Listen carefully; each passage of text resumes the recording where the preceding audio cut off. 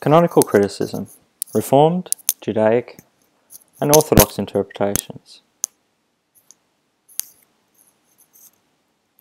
The Gospel according to Childs is a living tradition in which one may discern truth of salvation and is timelessly relevant, which is the purpose that Childs sees in the adoption of the canon in the first place.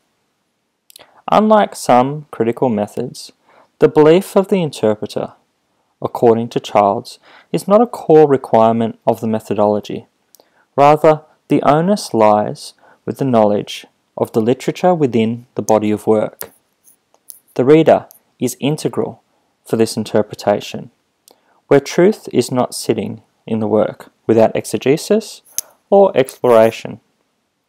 The critical eye of the canonical reader discerns truth not from a historical basis, reconstructing the time of the writer, and not limited to a self-defined comparison of a collection of works defined arbitrarily. It is a combination of literary, historical, and theological interpretation, and is rooted in the relevance of both the work with the separate documents within the collection of works.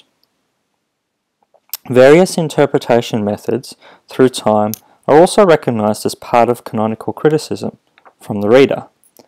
This methodology does not seek to level the playing field for biblical works, with portions having greater importance than others.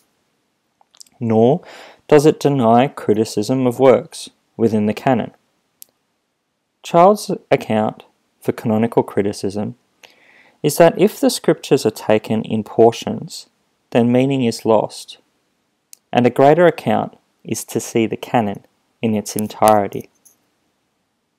The historical discrepancies take a back seat in the canonical critical account, with the message or lesson being teased out as an important string to focus on. Scriptural portions are to be understood holistically, with individual aspects viewed with the knowledge of the message as a whole. In defining this methodology, Childs saw a resurrection of an existing ideal that was lost with the modern fashionable historical critical approach to Scripture. The natural course of events, thus, for the canonical critical reader is to start with the canon. The canon for Childs represents a fixed literature body of work, designated by doctrine of the early church, and hence authoritative, due to the historical compilation. To this end, Childs sees the canon as a literature body defined by the early church. It is the theological tradition of the work, provided by shaping of the council, and it is interpretation of the modern reader in bringing the message to the present day.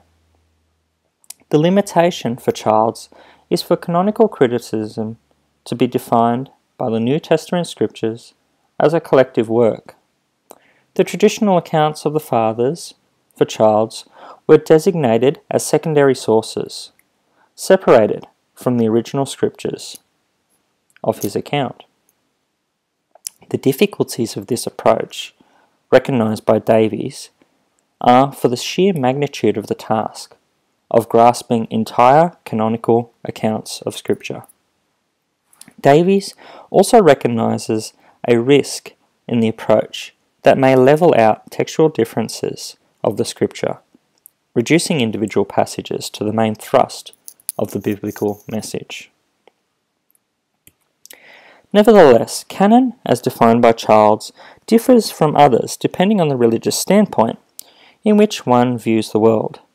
If taken from an Old Testament perspective, the canonical creation of the Septuagint in the 1st century BCE, or of the so-called theoretical Council of Jamnia of the 1st century CE, may be a start point. According to antiquities, the number of books varies. The canon also became altered in the 4th century, with the so-called deuterocanonical books relegated to the back seats of the canon, and then finally excluded from in the Reformation period of Christianity.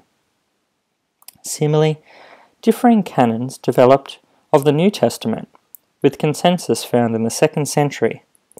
Yet the first evidence pointing to the widely accepted 27 books of the New Testament is from the late 4th century.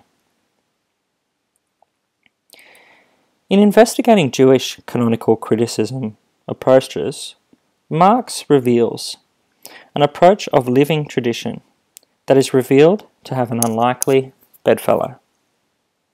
The Jewish community, according to Marx, views the scriptural base commentaries through interpreters, along with the Talmud, that is the oral Torah, as one and the same. Thus, the canon, in this sense, is less restrictive of a physical book, rather is a collection, a living tradition, that begins to include practice along with scripture. The Talmudic tradition melds text and interpretation, akin to twins, that are inseparable and at times indistinguishable. This fusion is born from the essentially Jewish aspect of the faith to interpret revelation. Thus, authority is constantly renewed and expanded by its very existence.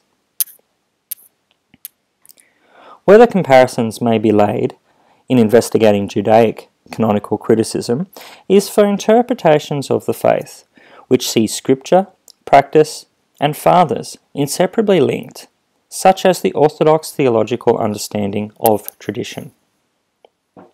As defined by Chyrssavigis, no singular doctrine or doctor represent the Orthodox faith. The authority, as such, is found in the tradition. Hence, differences in tradition are viewed as complementary points, as long as the Church and Fathers remain one, holy, Catholic, and that is not to be confused with Roman Catholic, and Apostolic. The bearer of infallibility, according to His Eminence Archbishop Stylianos, in an Orthodox tradition, is not sola scriptura, nor in one bishop post, but is found as a fluid experience in the tradition of the Fathers and Scriptures, inseparably linked, including all aspects, including even the very laity which attends service. Thus, a canonical approach would be interpreting all manner of orthodox aspects within the framework of the Church, going further than the Judaic approach of accepting traditional interpretation of the Scriptures, but also the very traditional timeless membership in the faith. Scripture, clergy, laity, and tradition are all instruments of the Church. Thus, the Orthodox canonical critical analyst would approach the salient aspects of the Scripture with a view of its place within a wide tradition that continues and not relegated to a certain period of historical time in the past. The three differing views outlined show a canonical approach to Scripture differs depending on which standpoint the analyst approaches. Childs, coming from a Western traditional framework, approached the Scripture as a set document defined during a period of time. The Judaic canonical approach includes scriptures of the Jewish canon, both written and oral, with interpretation continuing. Finally, Orthodox canonical criticism, which includes all aspects of the faith, both living, past, and future, in a timeless tradition of the Church. In a canonical critical approach, therefore, the comparisons of faith show an approach of orthodoxy and Judaism having similarities in a wider understanding than just a scripture defined in a distant historical point.